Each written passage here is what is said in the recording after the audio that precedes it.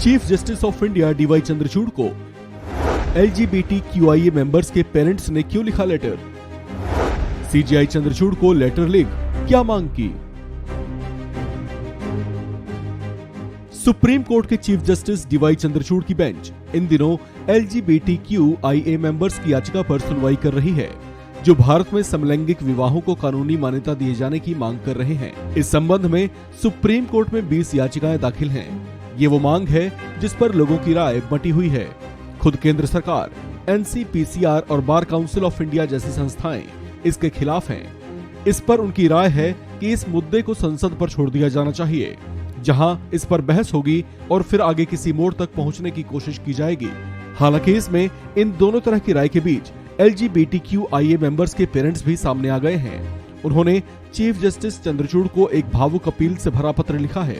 ये पेरेंट्स स्वीकार नाम के एक संगठन से जुड़े हैं, जो ऐसे लोगों का संगठन है जिनके बच्चे सेम सेक्स कपल्स हैं। अपने बच्चों की इच्छा और अपनी बूढ़ी उम्र का हवाला देते हुए उन्होंने अपने पत्र में लिखा है कि उनके बच्चों की मांग को पूरा किया जाए, क्योंकि वे भी समाज में खुलकर अपना सिर उठाकर जीने के हकदार हैं। उन्होंने पत्र में लिखा है कि अगर देश में सेम सेक्स मैरिज को कानूनी मान्यता मिल जाती है तो इससे उनके बच्चों को भी समाज में स्वीकार्यता मिलेगी। समलैंगिक विवाह को वैध बनाने की मांग वाली इन याचिकाओं की देश के chief justice DY Chandrachud, justice Sanjay Kishan Kaul, justice Ravindra Bhat, justice Hima Kohli और जस्टिस PS नरसिम्हा की संवैधानिक बेंच इस मामले की सुनवाई कर रहा है।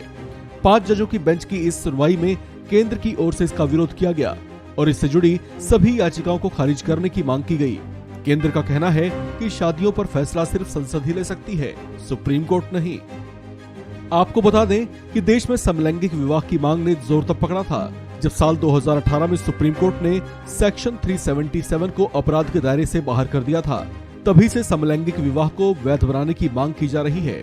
मांग में याचिकाकर्ता इसके जरिए समाज में LGBTQIA+ समुदाय के साथ भेदभाव खत्म करने की बात को सामने रख रहे हैं। आपको बता दें कि 50 से ज्यादा ऐसे देश हैं जहां न सिर्फ समलैंगिक विवाहों को मान्यता दी गई है, बल्कि ऐसे जोड़ों को कानूनी तौर पर बच्चा गोद लेने की अनुमति भी है।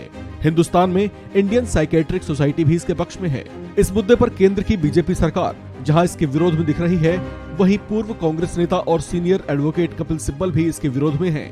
हालांकि याचिकाकर्ताओं की ओर से सीनियर एडवोकेट मुकुल रोहतगी का इस मामले में तर्क है कि LGBTQAI से जुड़े लोगों को भी सम्मान पूर्वक ढंग से अपना जीवन जीने का अधिकार है। उन्हें भी विवाह और परिवार का अधिकार होना चाहिए, जैसे कि बाकी दूसरे लोगों के लिए है। अब जबकि LGBTQAI मेंबर्स के पेरेंट्स भी इस मुद्दे पर खुलकर सामने आ गए हैं, तो इसे लेकर बहस अलग ढंग से तेज हो सकती है। इस खबर में फिलहाल इतना ही। बाकी अपडेट्स के लिए बने रहिए वन इंडिया हिंदी के साथ।